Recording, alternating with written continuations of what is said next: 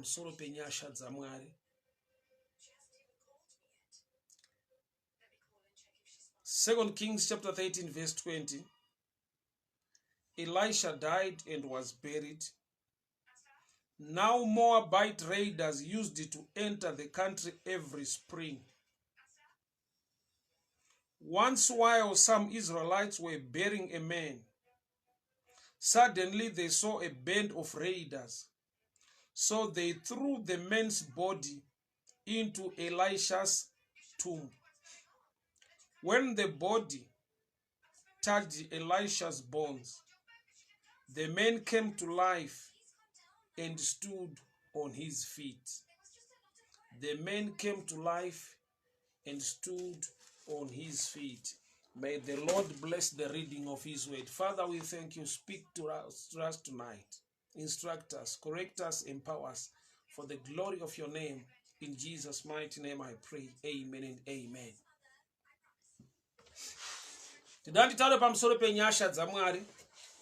This text to me inoshumira zvikuru sei nekuda kwenyasha dzaMwari.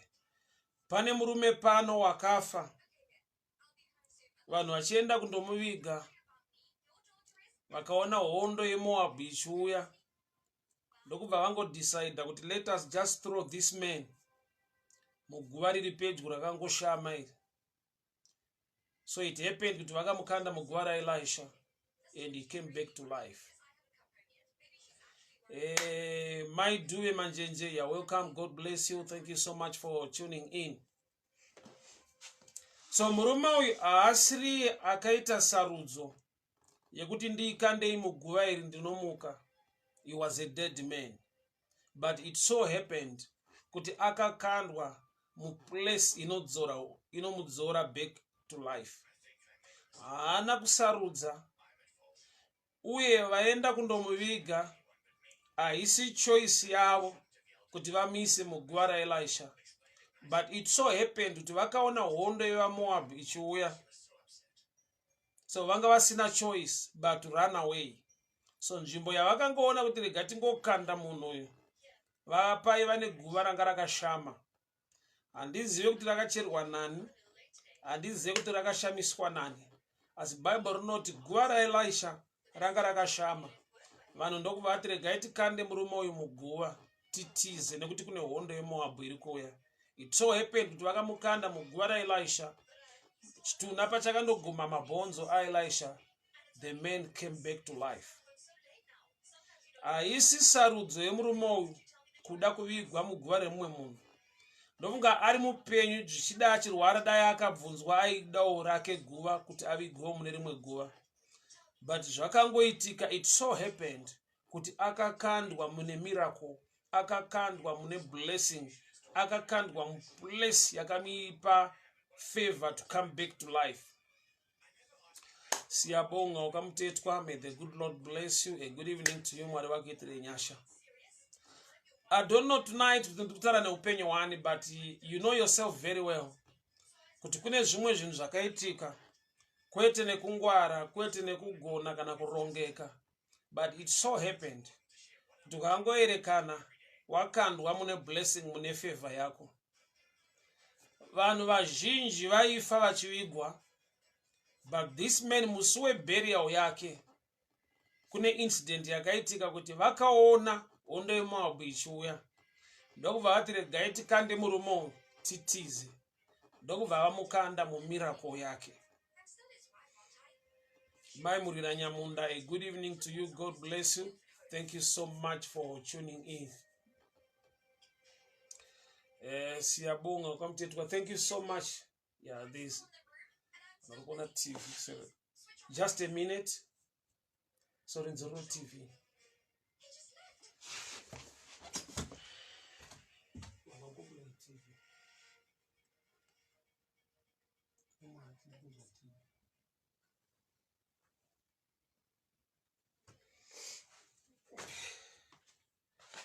Right.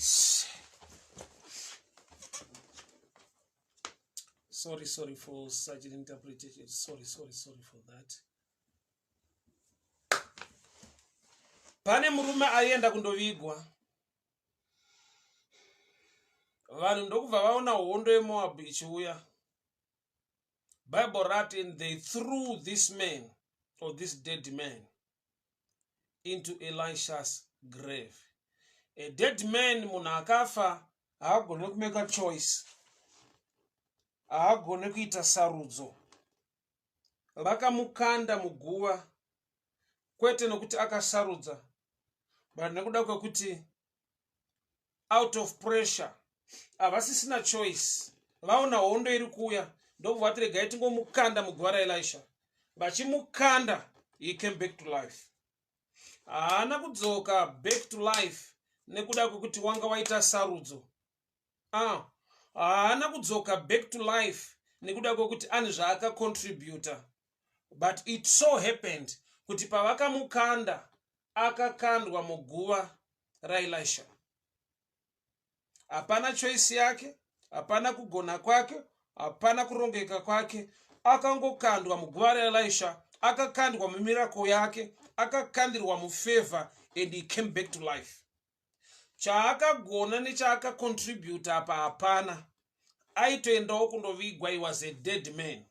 So zvinoitika muupenyu zvichida, I don't know kuti kutaura nani, but unogona kutresa ukaona life yako kuti pane zvimwe zvakaitika, kwete nokuti une chawakagona kana kuti une maprayers awakaita o mafastings awakaita, une zvimwe zvawakaita kucontributa. It so happened zvekuti newo wakatoshamisika kuti zvakafamba sei kuti usvike pauri ipapa, kana kuti ugone kusangana neumwe munana neimwe blessing neimwe miracle yawakasangana nayo. It so happened kuti vakangomukanda. Kukandwa nekuvigwa zvinhu zvakasiyana. Proper burial, vanonyatsoviga munhu muguva rake. But apa haisi proper burial. They were there to bury the man, and they did not bury the man. They threw the man. Vakakanda murume uyu vachitotiza. They were not expecting anything. Why? Nekuti vari kutongoita wekukanda vachitiza, asi havana kuziva kuti vari kumukanda mublessing, mumiracle, mufavor yake. Okay, the scripture I'm using yataverenga panapa ndi 2 Kings chapter 13 verse 20. 2 Kings chapter 13 verse 20. Baba mtandwa pakadiko pa Australia, I hope I find you well. God bless you. Thank you so much for tuning in. 2 Kings chapter 13 verse 20. There was a man akasangana nemiracle, akasangana neblessing yake nekuda kwekuti akakandwa. Instead yekuti anyatsovigwa, zvanzi vanhu vakaona hondo ichiuya, ndokubva vangoti regai tingomukanda titize. So the dumping yakamuconnecta kublessing, kumiracle, kufavor. He came back to life. Kwete nekuti pane chaakagona akacontributa. Kana neiye ndofunga akatozobvunzawo vanhu paakadzoka back to life, akukurukura nevanhu kuti handizvo zvakangofamba sei, but I just came back to life. Ndofunga vanhu ndo vakazomutsanangurira kuti zvakaitika, takaona hondo yaiuya tikangoti rega tingokukanda. But it so happened kuti takakukandira muguva raElisha, and you just came back to life. Hakuna munhu angavigwe muguva remumwe munhu. Zviri pachena kuti murume uyu guva rake ranga rakatocherwa. Zviri pachena kuti pavari kuenda kundomuviga, haisi sarudzo yavo yekuti vanomukanda mune guva rakavigwa munhu kare, asi nekuda kwekuti kune hondo yakasimuka kubva kuMoab yavakaona vari ikoko kugraveside, ndokubva vamake a decision, let us run away. Oza pane nguva yekuti unotarisira kuti vanhu vakubate zvakanaka kana kuti vakuitirewo zvakanaka, ende unotozishamisika kuti havasi kukubata zvakanaka, havasi kukuitira zvakanaka. Zviringoitika zvacho hauzvinzwisise, zvichida uri kutochema kuti nai Mwari, ko inda vanhu vakundirasa, vakundikanda. Chirungu chati and they threw the man. Kurati pane nguva yekuti unoraswa kuti ugone kusvika kwaunofanirwa kusvika, nekuda kwekuti kugamuchirwa chaiko kunogona kukutadzisa kusvika kwaunofanirwa kusvika. Ndofunga it calls for somebody who is so mature to understand this. Nenguva zhinji kana uri mudiki, you expect people to be around you, to be so kind, to be so loving, kuva vanhu vanokuappreciate, vanokugamuchira nekudi. But it comes in life kuti pane imwe nguva yekuti the dumping ndo ine miracle yacho now. Look at Jonah. Pavakamubata, vakamubatirana vakamukanda mumvura. Mwari vakarayira hove huru ikamumedza ikamuendesa kudestiny yake, ikamuendesa kuplace kwaanofanirwa kuenda kuNinevha. Inhau yekuti vanhu mubhoti vakamusvimudza, vakabatirana, vakamukanda mumvura. So mukukandwa imomo anga akamirirwa nehove huru inofanirwa kumuendesa kwaanofanirwa kuenda. So pane nguva muupenyu yekuti the dumping is part of the process yekuti ugone kusvika pane miracle, pane blessing, pane favor yako. Pasi pese paunofanirwa kubatwa zvakanaka. Let me say this. Joseph ari muprison ataura nemumwe musungwa kuti kana wabuda mention my name to the king, nekuda kwekuti neniwo ndiri muno asi handina mhosva yandakaita. And the Bible rinoti the fellow prisoner abuda for 2 years he forgot about Joseph. For 2 years he forgot about Joseph. Kusvika nguva yekuti mambo akava nechiroto chaaida interpreter, akashaiwa munhu anogona kuinterpreta hope dzake. Kusvika this man akazorangarira kuti okay, there is a man watakasiya kuprison ainzi Joseph, akarapanura hope dzedu. Then he mentioned the name of Joseph.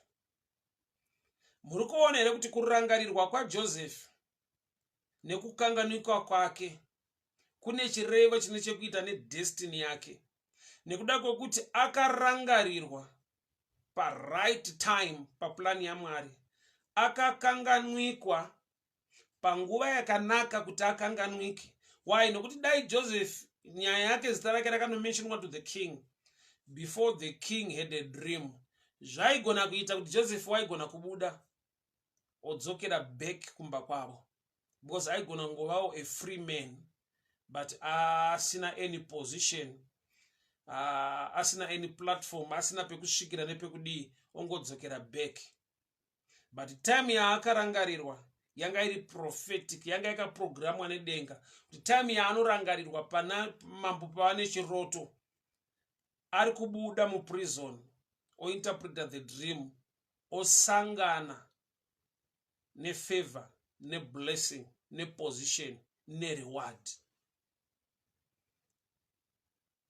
Trude Chikwai, may the good Lord bless you. Irene, may the good Lord bless you. Thank you so much for tuning in.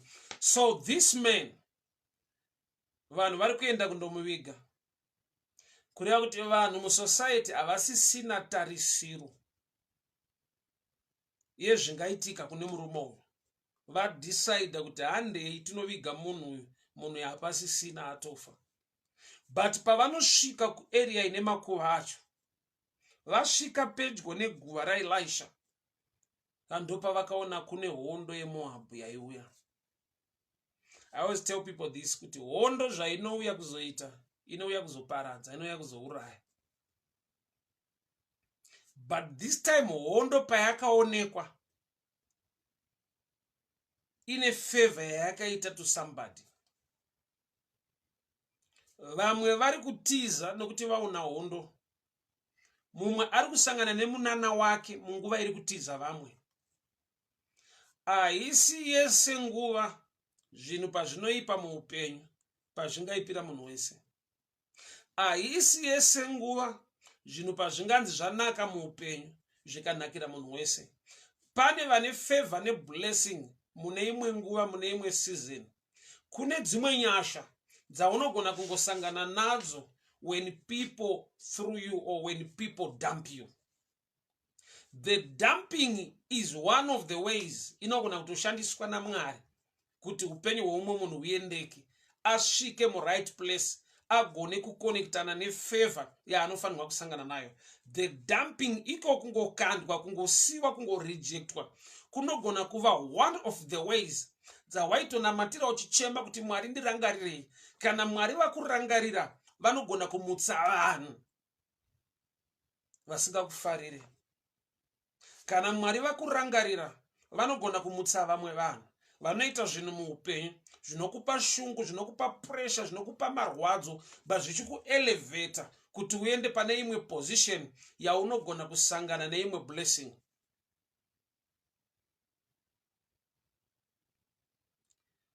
Nguva zhinji yatinamatira kuti Mwari watiwanire nyasha, atiwanirwe favor pamberi pavo uye favor pamberi pevanhu. Pane imwe favor inouya muupenyu hwemunhu, asi uchiitarisa haisi favor. Result yayo ndo favor, but process yacho ruvengo hatred. Favor ya Joseph, Mwari pavanoda kumuelevata nekumupa blessing muEgypt, aitange nekuremekedzwa, aitange nekugamuchirwa nekupiwa a higher position. Remember, Joseph apinda muEgypt.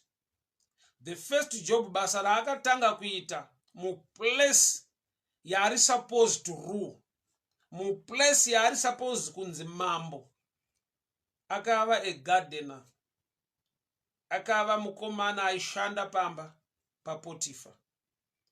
Instead yekuti apinde muEgypt atungamirire, atonge munyika iyoyo, akatanga nekutongwa, akatanga nekutungamirirwa, akatanga nekuti mambo kune vamwe vanhu, iye asati akunze mambo munyika iyoyo. But those steps now dzakatoitwa ordered by the Lord. Shoko raMwari rinoti, thy word is a lamp unto my feet. Zvoreva kuti the Lord can order your steps in a way yakuti dzimwe nguva unogona kufungidzira kuti haasi Mwari. So ndinofara kuti chakaita kuti murume uyu aregere kukomplaina paakakandwa muguva risiri rake, he was a dead man. Kureva kuti pane dzimwe area dzaunofanirwa kufa uregere kuva active, nekuda kwekuti unogona kudisturba the process, unogona kuramba the way Mwari vanoda kuti zvinhu zvifambe sekudaro. Amufumo wanga Blapimbas, God bless you. Mwari vakiitire nyasha. Junior Munyari, may the good Lord bless you. You remember the man akawiwa naye riri bofu nehama dzake vakamuunza kuna Jesu. Baba rinoti Jesu ndokubva amubata ruoko akabuda naye muguta, vakaenda naye kunze kweguta. Varume vakauya nehama yavo bofu kuna Jesu. Jesu ndokubva aribata ruoko akabuda muguta nebofu iroro. Babuda muguta vari vaviri vari kunze uko. Baba rinoti Jesu ndokubva apfira mate kubofu, akapfira mate mumeso ebofu. Process iyoyo nyangwe yakava neresult yekuti bofu rakazoona, but the process yekupfirwa kwemate kunenge kushayiwa respect kwakaitirwa munhu, kuti haana kuremekedzwa, anoita sekunge ari kutsvinyirwa, but the process ikashanda. So chakaita kuti munhu agone kuporeswa inhau yekuti process yaingodimanda a blind man kuti agone kupfirwa mate aregere kukomplaina kana kunzvengesa fesi yake.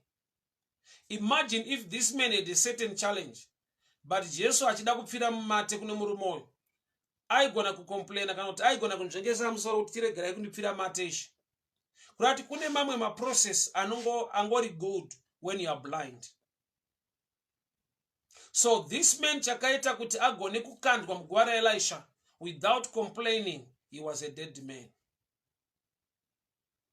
Kureva kuti shoko raMwari rikapinda mauri rinofanirwa kuuraya mamwe mafungiro kuti ugone kugamuchira zviri kurongwa naMwari nenzira dzaunofanirwa kusangana nadzo dzinokusimudzira nekukugonesa.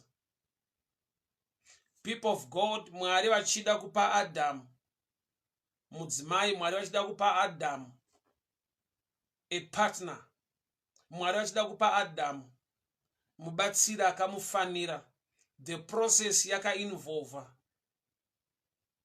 kurara hope huru kwa Adam. Bible rinoti, and the Lord God caused Adam to fall into a deep sleep. Mwari vakakonzera Adamu kuvata hope huru kuti vabvise rumbavhu parutivi rwake. Kune nyaya dzekuti munhu akasvinura, kune nyaya dzekuti munhu akaona, kune process nekuita kwaMwari kwekuti munhu akava active achiona zviri kuitika. He can even pray against the process. He can even run away from the process. Kune zvinhu zvakatinakira, but it only takes maturity kuti ugone kuzvigamuchira. Zvichida uri mudiki haugone kuzvigamuchira.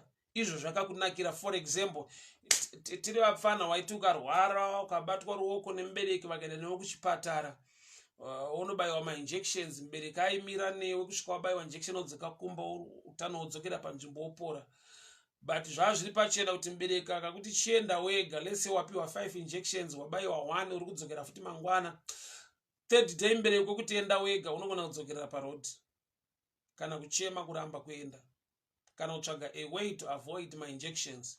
Why? Nekuda kwekuti hausati wamachiwa, hausati wakura kuziva kuti zvandiri kuita izvi zvine marwadzo, but jekiseni imeans yekuti mushonga ugone kupinda mandiri ndigone kupora. But only the mature vanogona kugamuchira injection zvakanaka vachifara vachienda kundobayiwa. Why? Because they know the value of health. Adamu, favor yakaya muupenyu hwake akaitirwa nekuda kwekuti wakavatiswa hope huru. Pane kungwara kunogona kudzivisa process, pane kuona kunogona kuita kuti utize uregere kugamuchira zvida kuitwa naMwari. This man chakamupa benefit pamiracle yakaitwa, he was a dead man. Imagine kuti vanhu vakakubatirana vobva vakukanda muguva remumwe munhu. Hakuna munhu angada kukandwa, hakuna munhu angada kukandwa mune guva remumwe munhu. Munhu wese angatodawo kuvigwa mune guva rake. But musi uyu hakuna kuitika burial, kwakaitwa dumping. They threw the man, the dead man, into Elisha's grave. But achikandwa imomo ndo mune munana wake. Ava vatomukanda vakatotanga kutiza, vari kumhanya neupenyu hwavo. They did not know kuti zvatatoya kuzoita ndo zvatatoita nanje. Oza pane nguva yekuti naivo zvavaida kunyatsoita kuviga murume uyu zvakanaka, havana kuita saizvozvo. Asi zvavakaita ndo zvavaifanirwa kuita kuti murume uyu asangane nemunana wake. Hama dzangu, kune imwe blessing, kune imwe ropafadzo yaunongoona kuti asi Mwari vakangondiitirawo nyasha. Handina chandakacontributa ndikaparticipate ndikagona kuita panhau iyi, asi ndakangodonera mune imwe blessing, ndakangodonera mune imwe favor. Kune zvinhu zvokuti zvikauya muupenyu hwako unogona kutresa kuti aiwa, because ndakatsvaka Mwari, ndakanamata, ndakatsanya, ndakaita izvi, ndakaita izvi, ndakaita izvi, but zviriko zvokuti unongoti Mwari vakaita izvi nokuti vakangondida. As a dead man, ndisina chandacontributa, but ndakangosangana neblessing yekuti ndakakandwa muguva rine chekuita nemiracle yelife yangu. This man kuita bounce back to life kwaakaita, haana chaangagona, haana chaangaita. It just happened. Ufunge ndo dzimwe nyaya dzinofanirwa kudenha munhu kuti agare achitenda nekuonga Mwari. Why? Nokuti kune zvavakatokuitira kare, kune nyasha nefavor zvawakasangana nazvo zvisina kungwara, zvisina kana kuti hanzi wakarongeka. Okay, for example, pane nguva yekuti kune munhu zvichida akakuitira favor muupenyu. Unoziva here kuti munhu iyeye anoziva vanhu vakawanda kwazvo besides kuti akaitira iwewe favor. Also, there are times yekuti mumwe munhu akakuitira favor mulife unogona kufungidzira kuti anoziva iwewe chete kana ndiwe bedzi waiqualify kuitirwa favor naye. Inyaya dzekuti Mwari vakangoshumira muupenyu hwake kuti akuitire favor iwewe. Otherwise panyika pane vanhu vakawanda, munhu pachake ane vanhu vaanoziva, munhu pachake ane hama dzake, munhu pachake ane dzimwe shamwari dzakawanda besides kuva shamwari yako. But pane nguva yekuti Mwari vanomusunda kushumira muupenyu hwako kuita chimwe chinhu. That's a miracle on its own. Nokuti ukamubvunza anoziva vanhu vakawanda.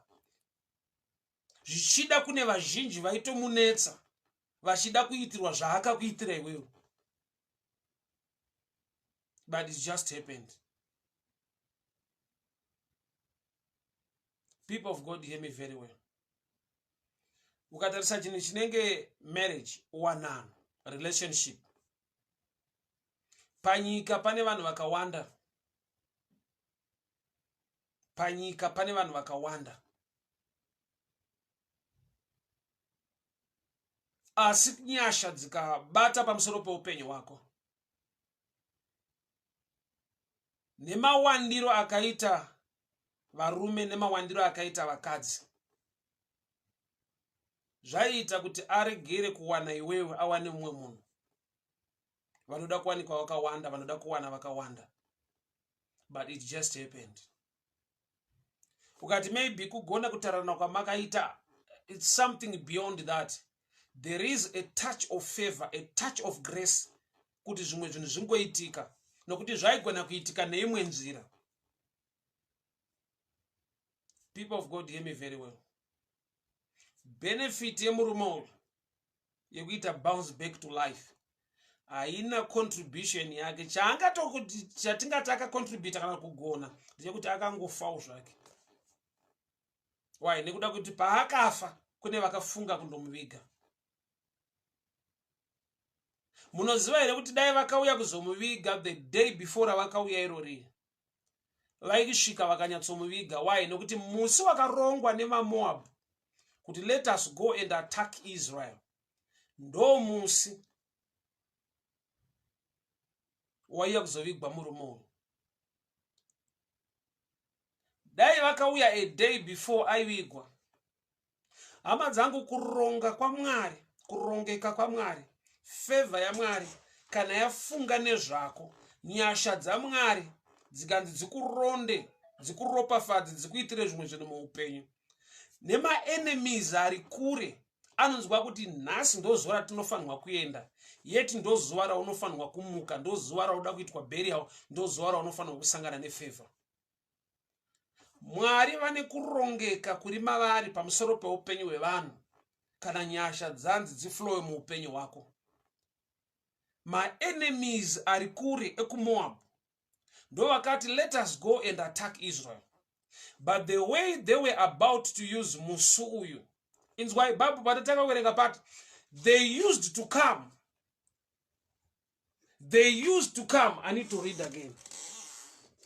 Akasika kutanga kuti vaMoab vauye, but pagore rega rega they used to come kuzoataka Israel munguva yechirimo. Now Moabite raiders used to enter the country every spring. But miracle yatiri kunzwa now ayanga isingaitike every spring. Mumwaka iwo uyu ndo pavaipota vachiuya kuzoataka Israel. But mumwaka wega wega hatina kunzwa miracle yavaiunza, vaingouya kuzoataka Israel. But in this season, mumwaka uyu manje, there was a man akasangana ne blessing ne favor yake. VaMoab vauya kuzoataka Israel in every time, every spring. But once a while, some Israelites were burying a man. Ndokubva vaona kuti kune hondo yevaMoab iri kuuya. Vanhu vaenda kundoviga munhu, ndokubva vaona hondo iri kuuya. Make a decision is so quick. Let us just dump this man. Ngatimukandei muguva rakashama. Ukatresa nawi hapana paunonzwa kuti ndiana akafukura kana kuti akabvisa ivhu paguva raElijah. Zvinongonzi guva raElijah ranga rakashama. Hakuna watakanzwa kuti akandovhura kuti aiwa, hakuna kaaitarisira kuti mabhonzo aElijah ane zvaachaita. So irori guva rakashama iri. Zvoreva kuti makuva anga akashama musuyu, there were 2. Rachererwa kuti murume uyu avigwe, nokuti kana munhu akutoendeswa kumakuva, guva racho ratochirwa kare, zvezvaaredi vari kuenda for burial. So makuva anga akashama maviri, a fresh grave risina ana akamboiswa mariri, rangomirwa kuti murume uyu avigwe, and the old grave rekare ranga rakavigwa Elisha. So makuva, they were 2. But pavakaona hondo yeMoab ichiuya, they were close to the old grave raElijah. Pavakasvika kumakuva, guva ranga rakashama raElijah ndo ranga riri close to them pavakaona hondo yeMoab ichiuya. Zvoreva kuti dai vakaisa murume uyu muguva rake, there was no miracle. Reason yemiracle, akakandwa muguva raElisha akaguma mabhonzo, and he came back to life. Dai akaiswa muguva rake ranga riri empty, aingosiwa arimo, hakuna miracle yaaisangana nayo. This story and this picture toda kuti muone nyasha dzatakaitirwa naKristu Jesu. Dai nyaya yangu inini manje yakaongororwa nedenga, pakashaiwa Jesu akaenda panzvimbo ini kuti ndigotenda maari, iye ndiye akafa, ndiye akarovererwa, ndiye ane ropa rakadeuka pamuchinjikwa. So baba pavakanditarisa, havasi kuona inini mutadzi, vari kuona Jesu aenda panzvimbo yangu kuti ini ndigone kuregererwa. So rufu rwaKristu ndo rwakatakura nyasha, kurohwa kwaKristu ndo kwakatakura favor. Matambudziko ese akaiswa pana Jesu aifanwa kunge akanangana neni, but nekuda kwekuti pana akafanofa manje, saka inini zvese zvaakuitika kwandiri hapana contribution yangu kana 1, dzingoriwo nyasha dzekuti pane guva ritoripo kudhara, ini ndatofawo, ndiri suppose kutovigwa. So ndikasakandwa muguva raJesu, ndikasangokandwa muguva raJesu, pane rangu riripo, riri ready kuti ndikaiswa mune rangu ndifushirwe zviperi. So guva raElisha ishadow picture yerufu rwaKristu to the New Testament church.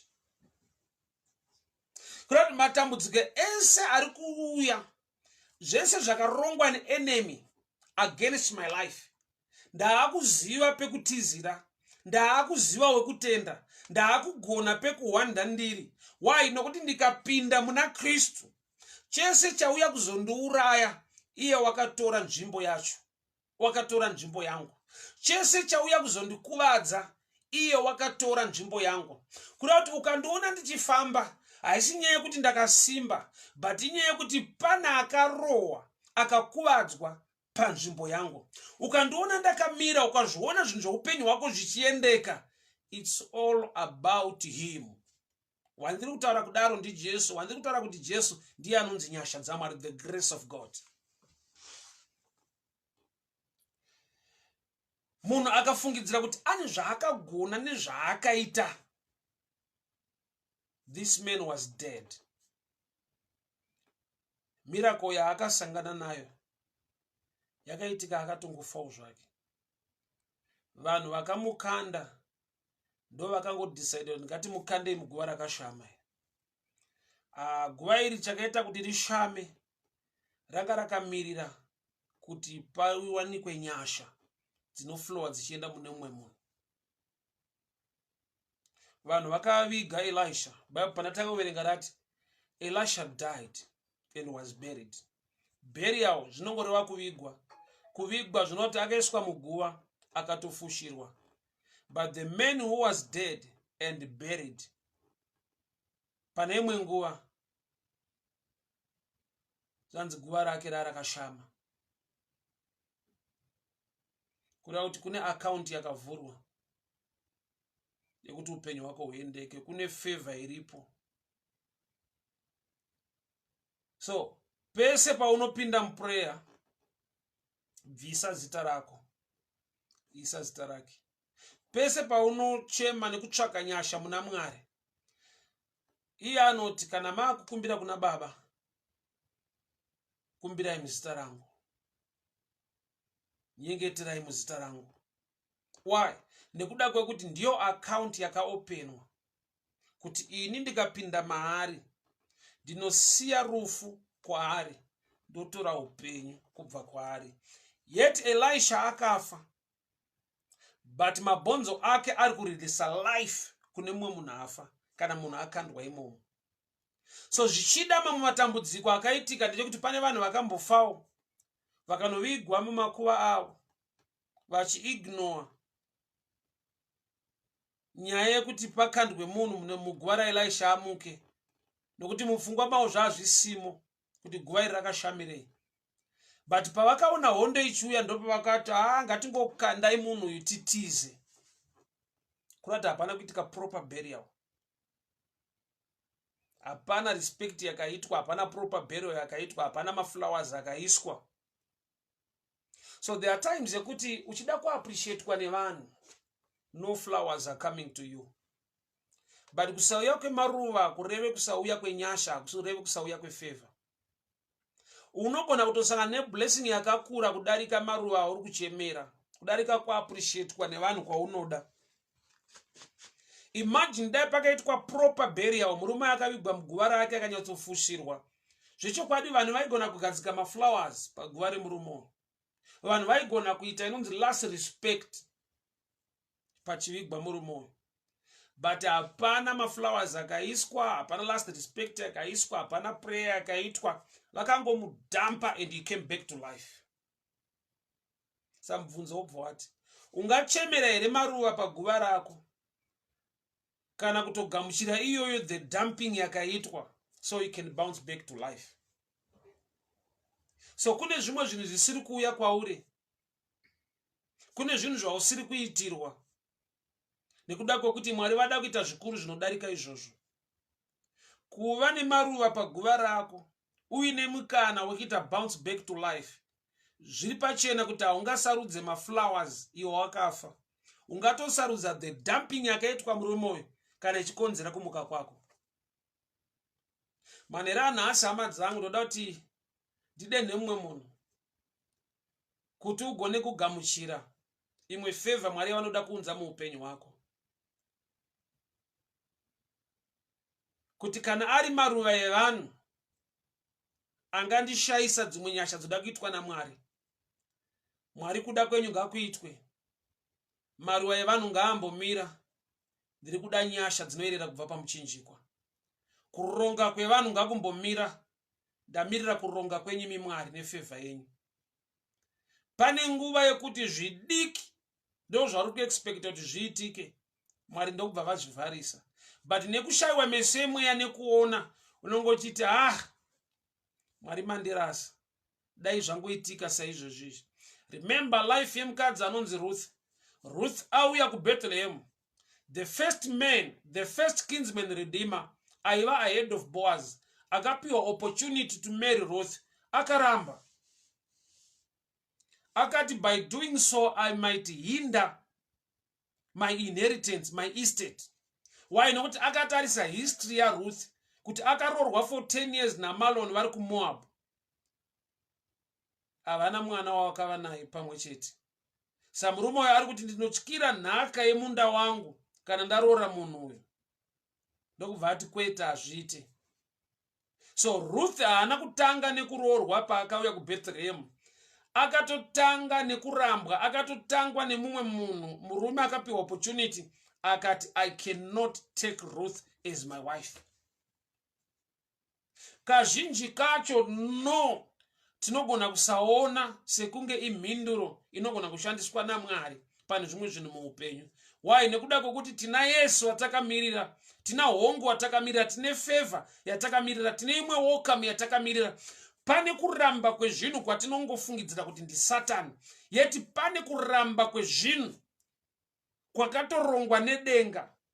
Why? Nokuti ukangokandwa muguva rako unovigwa. But murume uyu paakakandwa muguva raElisha akamuka. Zvingarevei muupenyu hwako mudikani maneranhasi?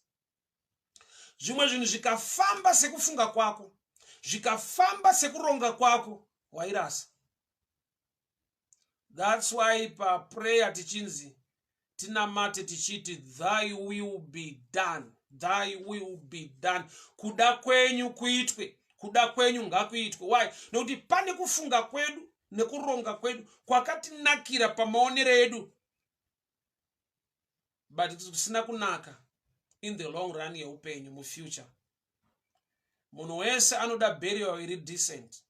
Munhu wese anodawo kuvigwawo zvakanaka. Munhu wese anodawo last respect yaanogona kuwaniswa afa. Saka vanhu vajoina mapolicies nekudii nekudii. But this man haana kuisirwa maflowers paguva. This man hapana burial yakanaka yakaitwa, yakanaka prayer yakaitwa. Zvanzi vanhu vakaona hondo yeMoab ichiuya ndokubva vangomudhampa, ndokubva vamukanda muguva raElisha, and he came back to life. Saka zviri nani kushayiwa maruva, uwana dzimwe nyasha dzinokusimudza above the level yemaflowers.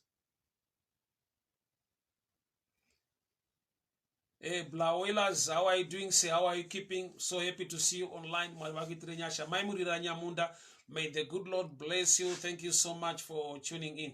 So you see, kuti pane nguva yakuti zvatinofunga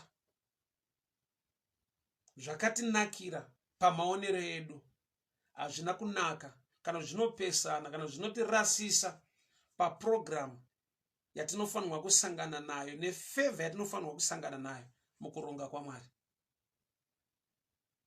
Chakaita kuti varume vakande munhu uyu muguva raElisha handizvo zvavakabva kumba vachifunga kuti we are going to dump this man in somebody's grave, or to throw this man in somebody's grave.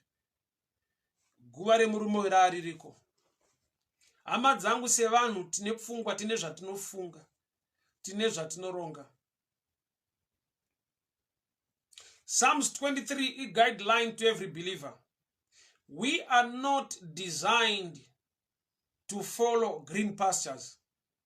We are designed to follow the shepherd. Psalms 23 note, the Lord is my shepherd. Kureva kuti focus yangu ndeye kutarisa pane mufudzi. Anditungamirire, andiendese kwaanoda kuti ndiende. He must lead me. Vekunyika ndo vanoita look for green pastures. Is we look unto him, author and finisher of our faith. Why? Kazhinji unoziva here kuti decision yemunhu, kufunga kwemunhu, kuronga kwemunhu, kunogona kusvitsa munhu padambudziko rekuti anokwenya musoro nekuchema kuti ko izvi ndakazvirongerei, ndakazvifungirei.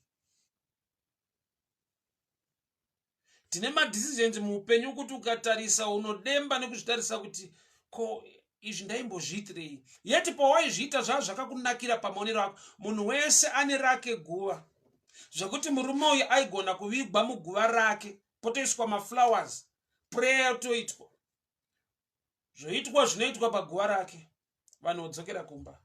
But musi uyu part yeprayer yemaflowers and everything hakuna chakaitwa. Vakangoona hondo ichiuya, then they threw this man into Elisha's grave. Vakangomukanda muguva raElisha, and he came back to life. So kune imwe blessing, kune imwe favor inogona kuya muupenyu wako nekuda kwokuti kune vanhu vakukanda. But kazhinji ndepekuti tikangoona no as an answer, tinoona attack. Tikaona the dumping as an answer, tinoona kuri kushayiwa respect ne love yaitwa nevanhu towards our lives. hama dzangu, shoko raMwari rinoti all things work out together for good. Romans 8:28, all things work out together for good to those who love the Lord, those who are called unto his purpose. Program yaMwari nefavor yaMwari inogona kuuya muupenyu hwako, kwete zvichirongwa neshamwari nevanhu vaunofarira. Your enemies can be part and parcel of your blessing.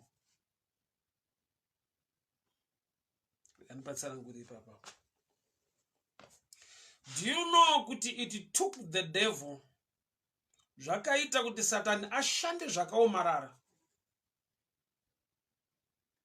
kuti tigone kusangana nesalvation, ruponeso rupamuchinjikwa. The chief priest vakatengana naJudas, Judas akapandukira Kristu, Jesu akabatwa, vakamurova, vakamupfira mate, vakaita zvavanoita naye, vakanomisa pamuchinjikwa. Iye akati it is finished. Haana kuti I am finished, akati it is finished. Kune basa raibatwa. Iye chake kubatika bedzi, onoiswa pamuchinjikwa, oti zvapera. But vakacontribute, vakaronga program nemari dzakabuda nekudii. They were the enemies, but they were working and pushing the program kuti ifambe. Do you know that the devil works for God? Inyaya kungoti is not on payroll, so he does not know. Wakaipa unoshanda kungoti atambire mari, uye mari makabviswa kuziva. Nekuda kwekuti shoko rinoti when the enemy comes like a flood, the spirit of the Lord will raise a standard. So kune zviero zvinongosumuka, kwete nekuti wanyengetera, kwete nekuti watsanya, asi nekuda kwekuti pane muvengi ari kusimuka. When the enemy comes like a flood, the spirit of the Lord